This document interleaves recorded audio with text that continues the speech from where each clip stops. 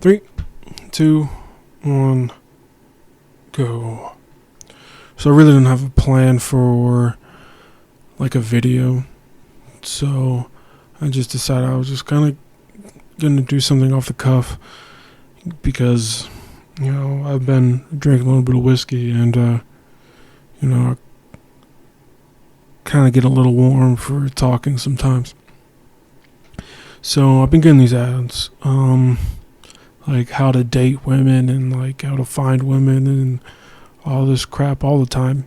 I guess Google AdSense is really working big time. They appeal to their men in their 20s and 30s with no determinable relationship, or at least from what they can see throughout their algorithm. I may have slipped through the cracks or whatever, but whatever. Then you get this sip cuck looking like a fucking a pussy market that couldn't get laid in a day. And this pussy magnet, this guy who couldn't get laid in a day in his life without fisting an 18-year-old girl $5,000 that he got in a payday.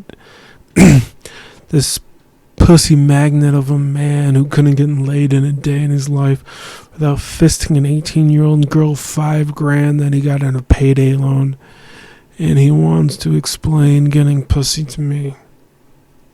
Or some 30-year-old Chad fuckboy with the roll of a dice, got superior genetics and a jawline that can cut glass, along with the perfect luck that his family makes over 6 figures a year annually, and he drives a Mercedes. And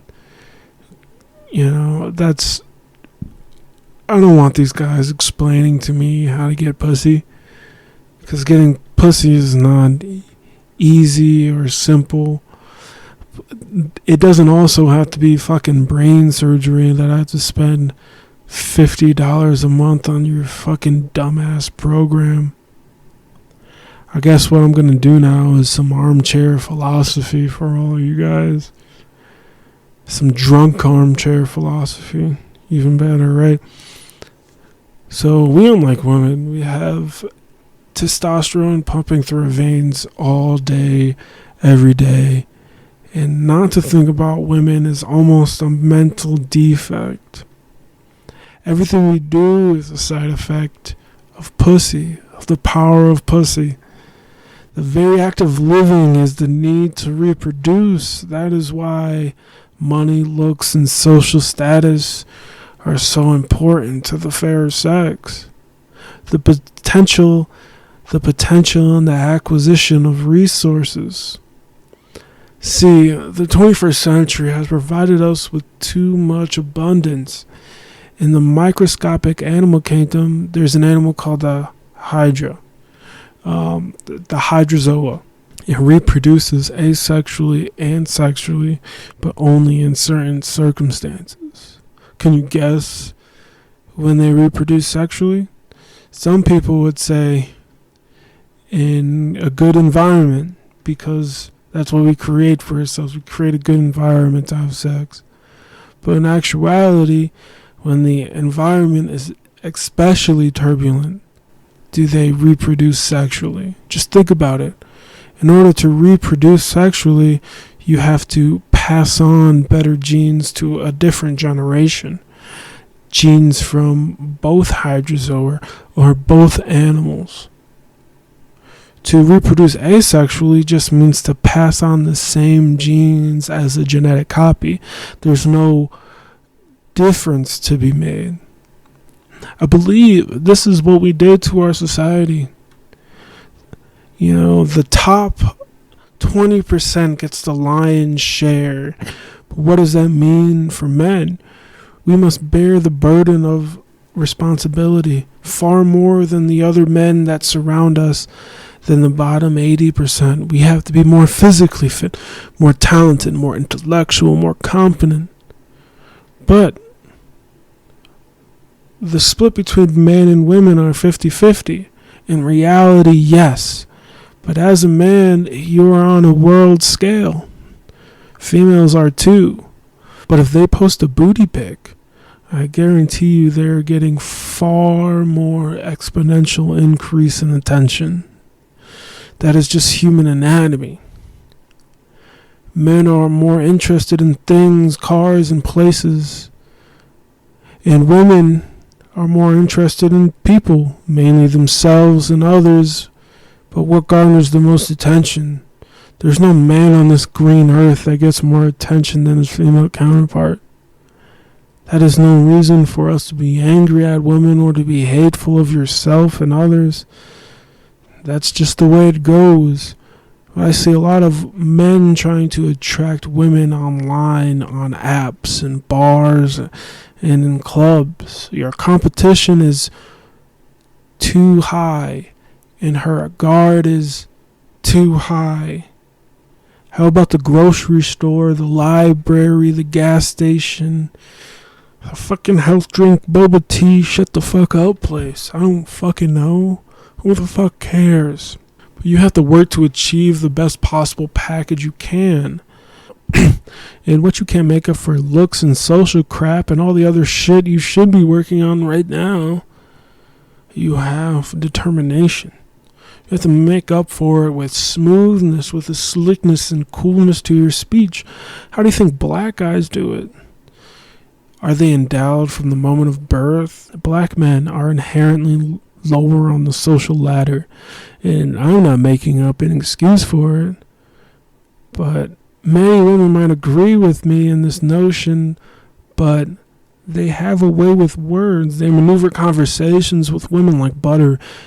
Adversity breeds creativity. You don't have to talk ghetto, but you can still be smooth. Justin Timberlake, fucking Ryan Reynolds, Ryan Gosling, all the Ryans. Men are smooth and women eat it up. Maybe because the smoother you are, the better your lizard brain reacts to a certain thing. You can negotiate better, talk yourself out of situations or even into situations. This works entirely to your benefit. I had an old economics professor that said everyone acts in a rational way. From the Wall Street banker to the homeless crack addict, there is nothing that you do that is irrational.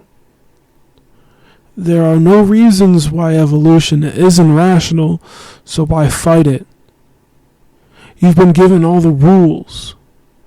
It takes an infinite amount of effort than Tinder, but you give an infinite amount of set information.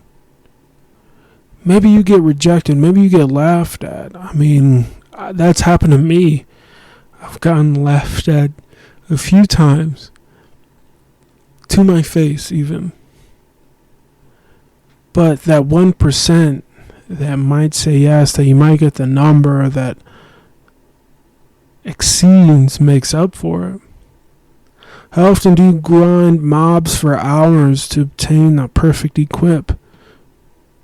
Dating is almost like that. You put in the time to level yourself up. Sometimes there are level requirements, and a lot of the times you've leveled yourself so high from grinding in past missions that most seem almost too easy.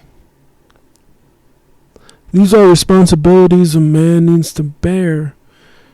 If you don't put yourself in a turbulent environment, I guess you'll be stuck trying to reproduce asexually.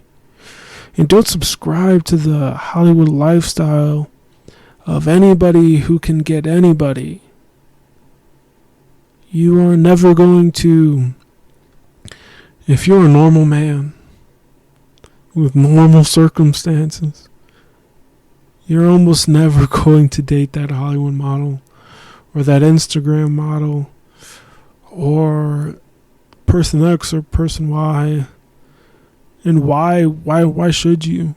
You know, the grass is always greener on the other side. Maybe you should keep your expectations simple and obtainable, at least in outward beauty. You should keep an honest critique on yourself and look at yourself subjectively. Look at yourself in the third person. Do you dress well? Great even. How's your posture? How's your weight? Do you consider yourself physically fit? Do you have friends? Are you comfortable with coworkers? Can you contribute to different conversations? Can you read people? Do you know when to shut the fuck up? Do you know when to stick up for yourself? Deal with conflict? Deal with rejection? These are questions men need to ask for themselves before you become a pussy. And all the things our lizard brain has it tuned for. That little scratch in the back of your neck that says, I'm not doing enough. The thing about men is there really is no playbook for all of this, and a lot of our parents didn't know what the fuck to say to us when we were adolescents. But these are our responsibilities to bear, and it gets easy over time, I can guarantee that, but you still need to put in the fucking work. That was it for my armchair philosophy. If you guys enjoyed it, I don't know. Let me know. If you guys didn't, let me know. Fuck it, right? Can only accomplish things by doing them. Peace.